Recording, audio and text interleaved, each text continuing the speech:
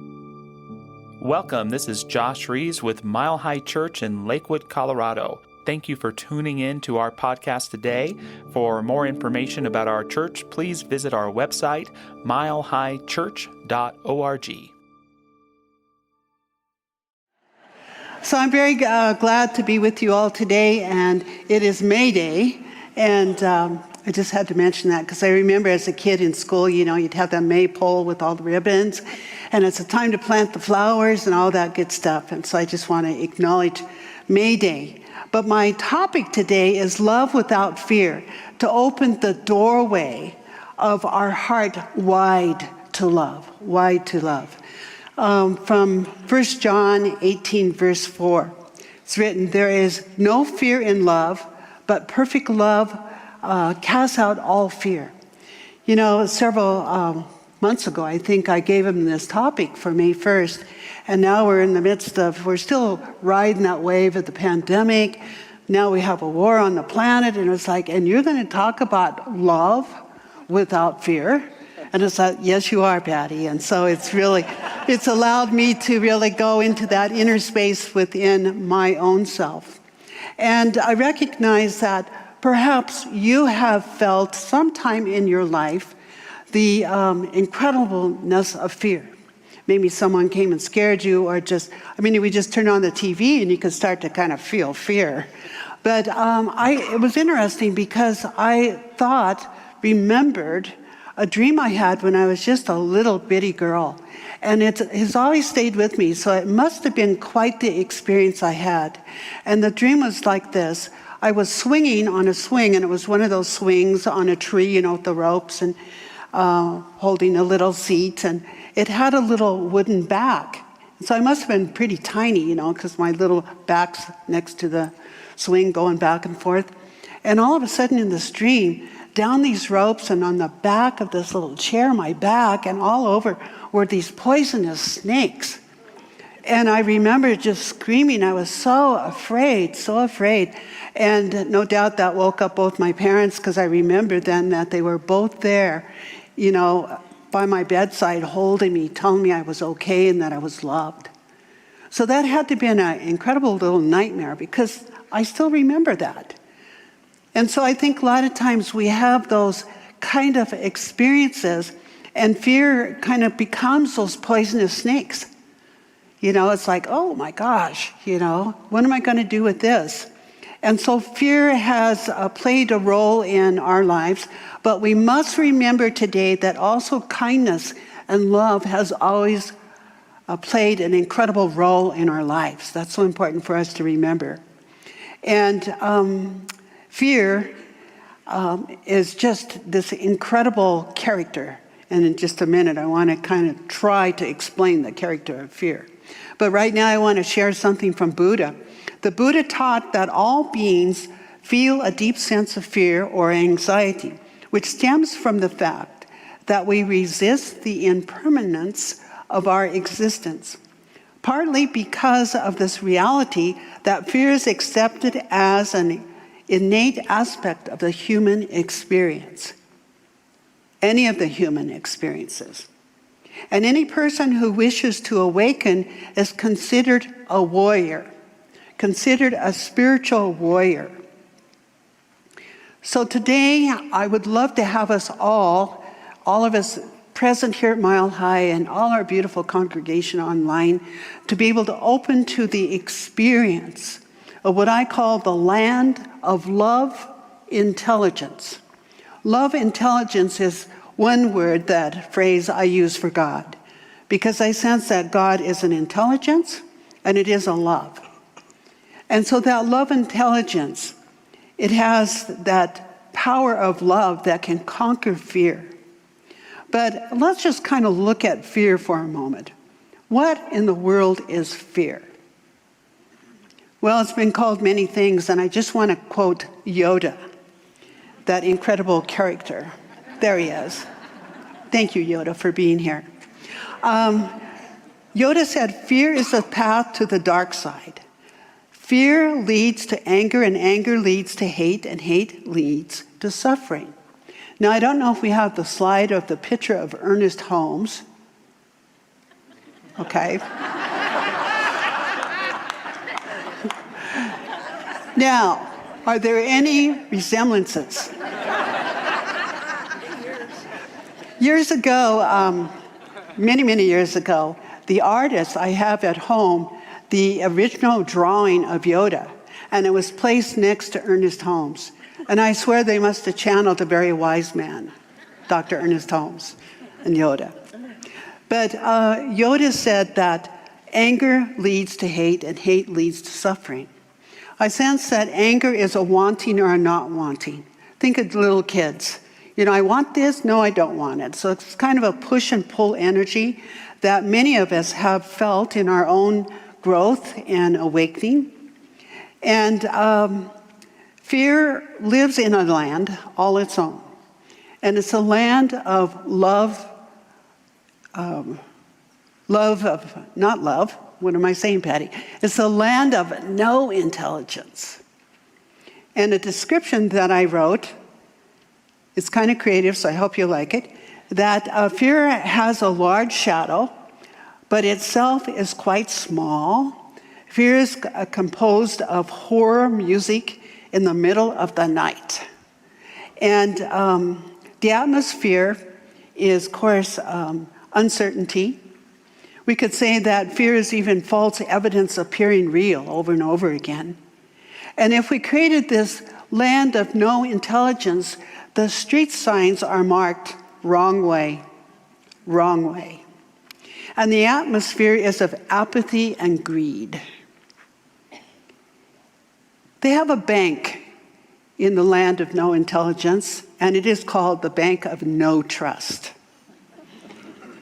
They also have a saloon in the land of no intelligence, and on the front of the saloon is called the Bully Bar. Because I sense that energy of bullying ourselves. Many times bullying ourselves is that of fear, it's uncertainty. It's not realizing who we are as a spiritual being. And I also recognize that fear is very contagious. And the people of the land of no intelligence have totally moved away from love. They're hanging out with fear.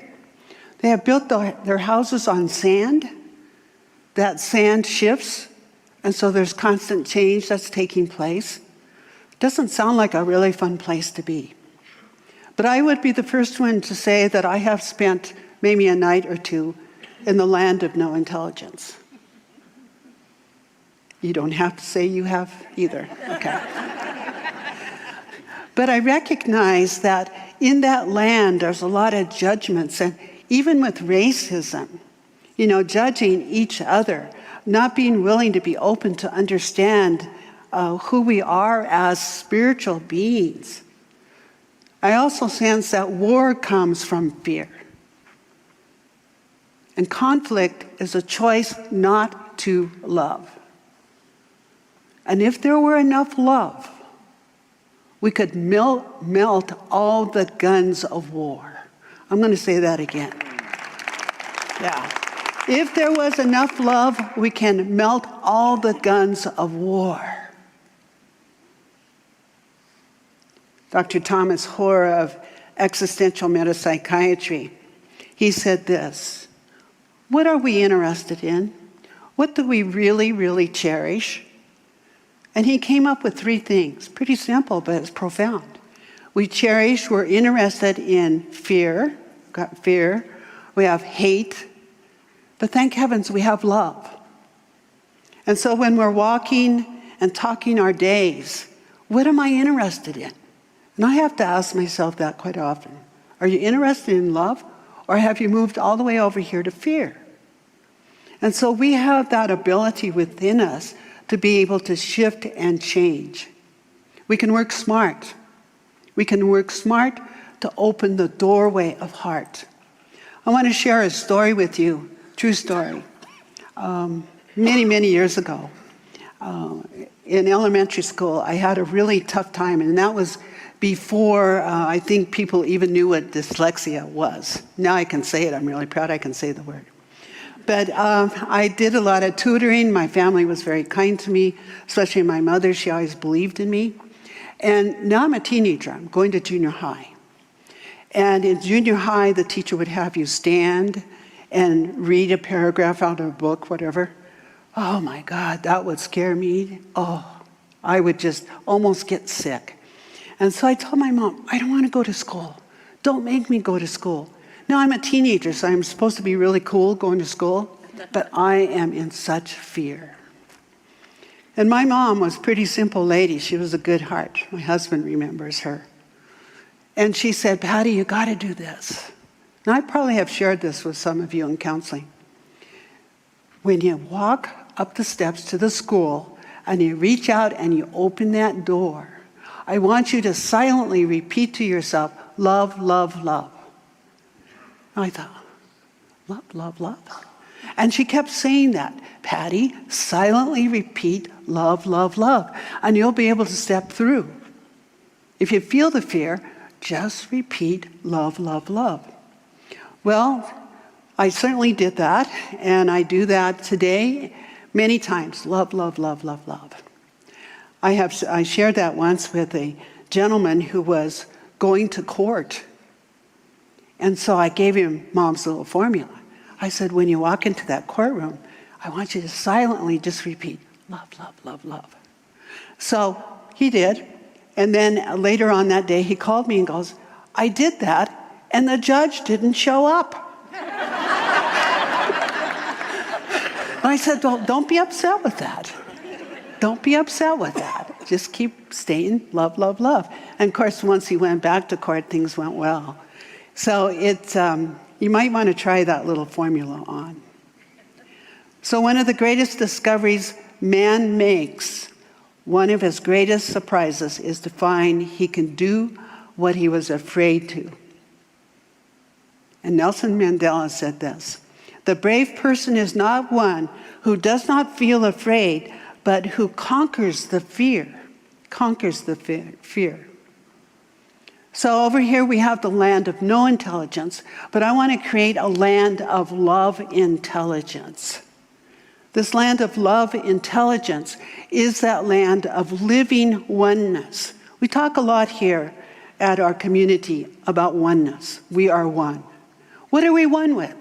We're not one with our fear. We're one with love. What is love? If love is not God. What is God? I know there's 101 definitions of God. My God is no longer the grandpa in the sky. It's an embodiment. It's who I am. It's who you are.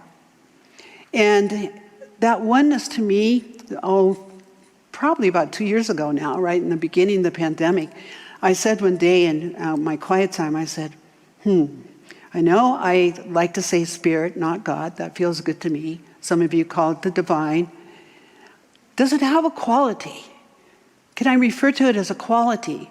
And boom, what came to me was harmonic love. God is harmonic love.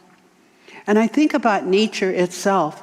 You know, when you're walking in nature, the plants, the trees, the birds, the flowers, all of aspects of nature, the water. There's a harmonic, there's a balance there. You know, if it gets too hot, it knows that it seeks water. It knows how to balance itself. So I love that harmonic love. That's my new definition of God itself. And Ernest Holmes wrote, I think it was in 1928, someone asked him, Ernest, what do you guys believe? And I'm just only going to share two of these that he wrote. He said, we believe in the incarnation of the Spirit in man, and that all men are incarnations of the one Spirit. We believe in the eternal goodness, the eternal loving kindness, and the eternal givingness of life to all. To all. Pretty profound. And so a lot of times I think about life as a puzzle. My daughter loves jigsaw puzzles. If you ever want to give her something, give her a jigsaw puzzle. And she just loves those. And they are fun. And the times that I have worked with a puzzle, you know, here you're building the scene. You're building life. And it's like, what's this dark piece over here? Oh, I think it fits right here. Oh, It was a shadow, the beautiful shadow of a beautiful tree. It brought the whole picture together. But what I recognize is that the missing piece in our great jigsaw puzzle of life is love itself. It is love. And so daily, we need to work as smart as possible to remember, things seem kind of wonky today. The missing piece. Love, love, love. Bring it back in. So the Bible, once again, there's no fear in love, but perfect love casts out fear. And Judy Bloom, she wrote this: each of us must confront our own fear, must come face to face with them. How we handle our fears will determine where we go with the rest of our lives, to experience adventure or to be limited by fear itself. So it's important that we burn off the fog of fear. And there's a lot of fear out there in our world right now. Find the missing piece. The other day I was with two other friends. We started to talk about the war. And all of a sudden we looked at each other and we just stopped.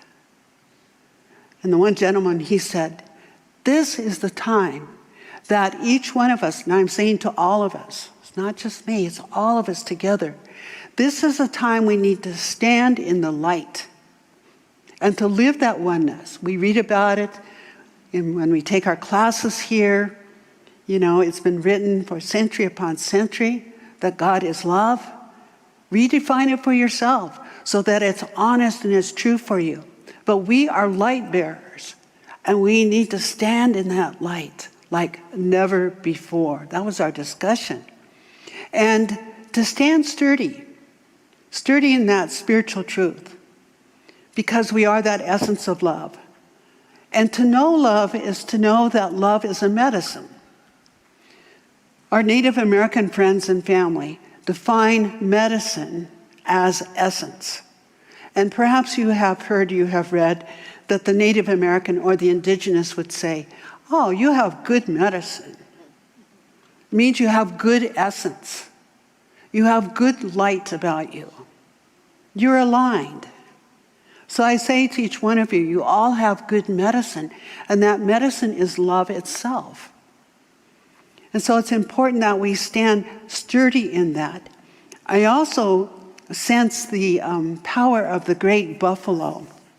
You know, buffaloes are so big, and they're pretty bold, but they're actually pretty gentle animals, but they stand really sturdy, and you probably have seen pictures of them. There's a terrible snowstorm, and the buffalo is just standing in that storm, connected and so sturdy. Many times in recovery work, we utilize that symbol of the buffalo because we might be challenged by a lot of things, but life is asking us to stand sturdy in the midst of the storm. And so that's where we are as a congregation. That's where we are as a human being, to stand sturdy in the storms of life itself. Ernest Holmes also wrote, he said, love is at the center of our being, and the calm, continuous pulsation of life are governed by love. Governed by love. Well, I realize that love will turn us around. And it is love that is holding the child close to the mother's heart. It is also love that is lifting the grandmas, the grandmothers, onto the trains to go to Poland. That's love. So in this world, we all are brothers and sisters. We may have different colored skin, speak a different language, practice a different religion. We've had different experiences, but in the light of love, we are all equal. So I feel very strongly that we are at the doorway of incredible advancement. And you might say, geez, Patty, how can you say that? What's happening? Well, in January, I was asked to go to Peru as a speaker. And I was very honored to be there. And I was there several days, and there was a lot of beautiful ceremonies that went on. And I got to meet a lot of incredible beings that believe in love, that they believe in the natural law of life itself. And I remember one day, we were all standing in a circle, and we had done a lot of prayer work together, and all of a sudden, everyone's staring at the sun. Well, my mom taught me not to stare right at the sun, right? But they're all staring at the sun. And you know what? Something changed in the sun. I saw it myself. And after that, there were smiles on these people, and we all got together and they said, we're in a new cycle. In fact, we are about 15 minutes into the new world. And then I came back home, and I recognized that there's a war going on. So I'm thinking, So this is just my sense of this. That many times when there's so much light, doesn't it bring forth what has been hateful and fearful and not in alignment? Kind of like an old boil, boiling up, coming forth. And I know there's probably been throughout the ages, probably a lot of people standing in a pulpit saying, well, we just got out of that war, and I'm affirming there's never going to be any war ever again. I'm sure that's happened from time to time throughout history. But I'm saying with all my might today, be a light bearer. Because those who are so tuned to Grandmother Earth and to the heavens know that we're moving towards the light. Do not be afraid, because you are light. And stand in that sturdiness of that light. So it's about opening doors, and it's about that medicine, that essence. It's not about that I'm intelligent. It's an intelligence that's above intelligence. It's that cosmic compass that is present everywhere. Always has been and always will be. That's the intelligence. So when one door closes, another door opens. But we so often look long and so regretfully upon the closed door that we don't move. The door has been closed, and we're moving forward. And it's asking us to understand ourselves. Now you might say, well, I don't know if I'm there yet. I don't know, some of you might be as old as I am to remember Milton Berle, who was a comedian. You remember, right? Milton Berle, he was kind of a funny guy. And he said this, if opportunity doesn't knock, build a door. So you might have to build a door. Build a door. And what is that door? It is building the door of understanding. Building a door of greater understanding. 72 times in the Bible it's been written, recorded. If you get nothing else, get understanding. What is understanding? It's standing on that truth. It's standing with compassion and knowing that greater. And Ernest said, divine ideas stand back of all human thought, seeking a mission through the doorway of mind. The doorway of that greater intelligence is a doorway of mind. So opening the doors to love's presence, doorway to conscious, being awake, awareness.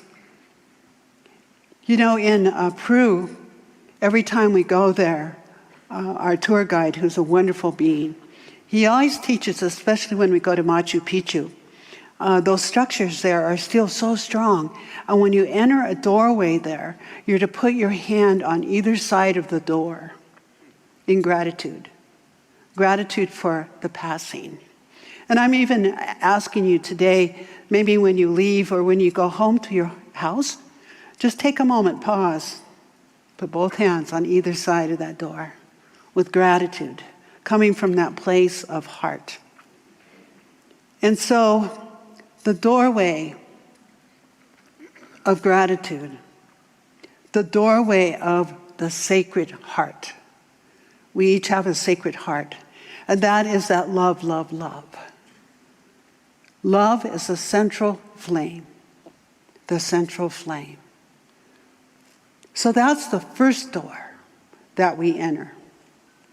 And from that place, there's another doorway, a doorway of acceptance, which is a state of consciousness. And we cultivate acceptance when we accept life as it is and people as they are.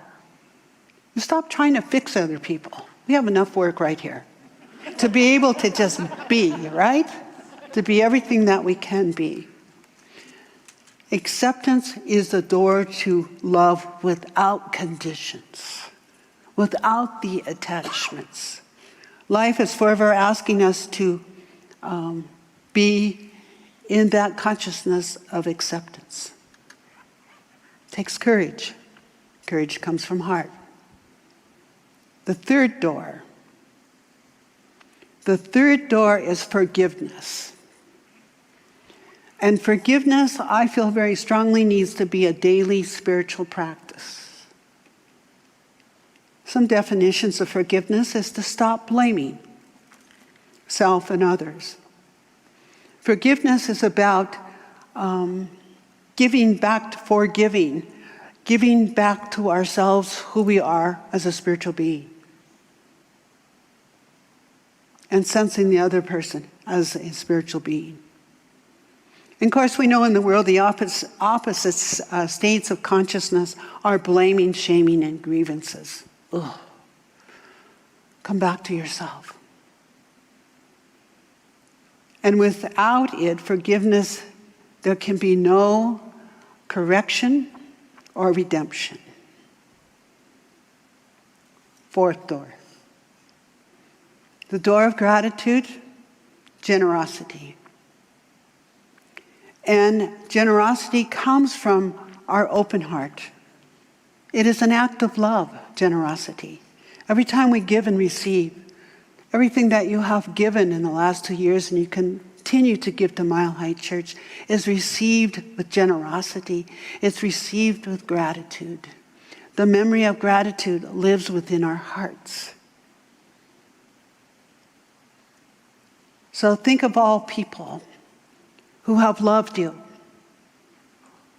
and all the people that will love you. Think of all the people you love right now, and that you will continue to love.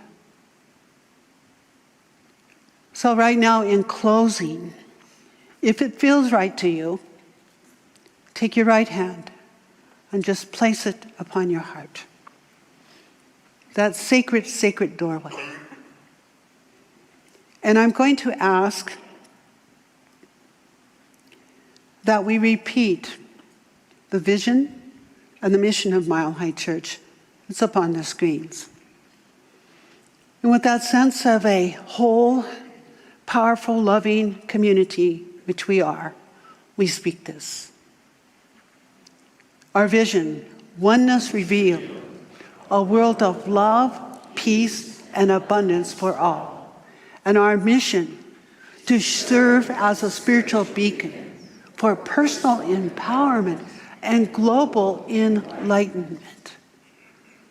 So right now I ask the practitioners in the room if you would please stand with me while I offer a prayer. And in this moment, just tuning, standing with sturdiness of spirit, each one of us recognizing that harmonic love, recognizing that God life, that divinity, that is the very blueprint of who we are as spiritual beings. Oh, I recognize how that imprint, it is our DNA, it is our divine natural assimilation. It is who we are and always will be. So I just behold that this living truth that we stand upon, we sense the very beat of our hearts. Beholding this truth for all humanity, all human beings, to be that light, to be that love. And for everyone who has been affected by fear, may they sense the gentleness and the strength of love. And so I give thanks for this. I give thanks for that world that works for everyone. I give thanks for the light of the sun. I give thanks for the light of the spiritual light that shines so brightly through each one of you. And with gratitude, from the place of Sacred Heart, we release these words this day. We release them into that love intelligence that knows and manifests and brings forth a pathway of divine love and light. Now and forever I give thanks for this, and I release these words as spoken, and so it is. Amen. Thank you, thank you, thank you. Thanks for listening to the Mile High Church podcast. This podcast is made possible by the generous contributions from listeners like you. To make a donation, please visit milehighchurch.org.